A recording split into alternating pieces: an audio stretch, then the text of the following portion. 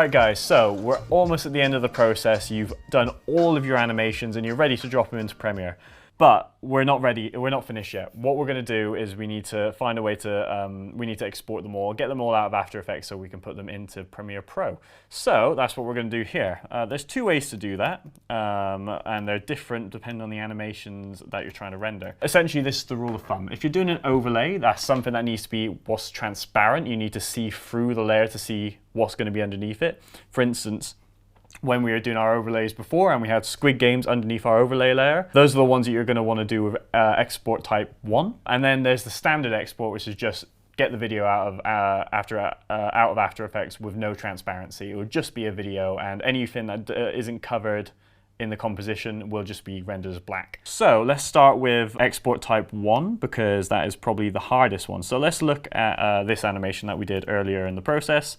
It's our overlay animation, and as I said before, we want to be able to see through this black stuff so we can have B-roll and clips from movies to be shown underneath. This is nice and simple. What we're going to do is we're going to go File, Export, or you can press Command M. We're going to go Add to Render Queue. This is where we come up with our settings and our output path. Let's go Output 2, click Not Yet Specified. We're going to go to our folder that we made, Matterson Short. We're probably going to go Exports. We're going to go make a new folder, and we're going to call these Animations. And what I typically tend to do is I go New, Folder, Overlay. Beautiful. So we'll go into Overlay, we'll save here. We'll go back actually, we'll call this Overlay 1. And now this is the important bit so we can see through the layer and so it becomes transparent. We want to go click Output Module, click High Quality, and see here where it says Video Output. At the minute it says RGB. You also have an option of Alpha, and you have this option of RGB and Alpha. This is the one we want, but at the minute we can't access it. So we need to go to Format Options, go to Video Codec, go to Animation, going to press OK. Now we can access RGB and Alpha. Press OK, and that's ready to go. That's ready to be exported when you're ready. So now let's go on to Export Type 2, which is just your standard animation export type. This is the intro that we created before. I'm going to press Command M. I'm going to go Titler.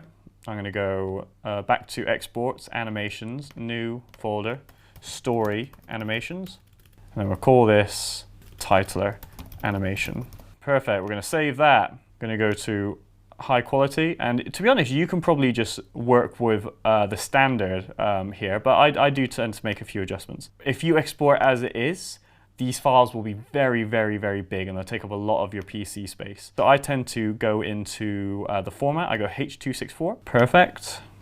Then I go Format Options, I go VBR 1 pass.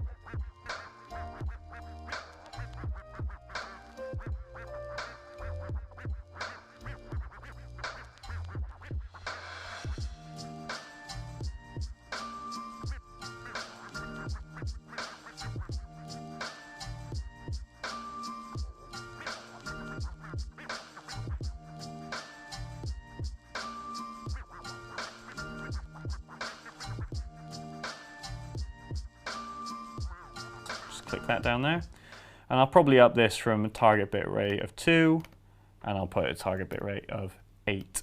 It just makes sure we've got a bit of extra quality in there. Maybe got 10, but either way, the difference between 8 and 10 is negligible compared to the difference between a H.264 export and a QuickTime export. So press OK here, press OK, and then all we need to do now is press Render and let that do its thing. Alright then guys, so our animations are exported from After Effects. We can see them in the folder that we directed them to. So we got Overlay 1, and we got Story Animations, which was, and we got a Titler animation. We can play that, yep, that's looking good to me. There will be times where you won't actually have to export some of your animations, because exporting is a really time-consuming process. Plus, if I need to change anything now, it means I have to re-export them. So there is a function in Premiere, and it's called the dynamic link. It's an amazing feature which allows us to work between After Effects and Premiere Pro. So I could, for instance, with text animations, I could do all my work within my composition. I could drag this directly into Premiere Pro, and then if, say, I see a spelling mistake, I could go back into After Effects, change the spelling mistake, and it update in Premiere Pro. This is really useful for things like text animations, because for one, it means we don't have to export them, and two, it means, you know, we can keep working on them, and we never have to commit to the process of outputting our files. It's not so good for things like story animations or overlay animations, because it is a very CPU intensive feature of Premiere. So the more of these dynamic link you have within your timeline, the slower your render is going to be, and the longer it's going to take to export the final video in the end. But for things like text animations, which are actually quite simple, these are perfect and allow us to really streamline the whole process. So now it's just a matter of dragging and dropping these in Premiere Pro, which Alex will show you in an upcoming video. So see you on the next one, guys.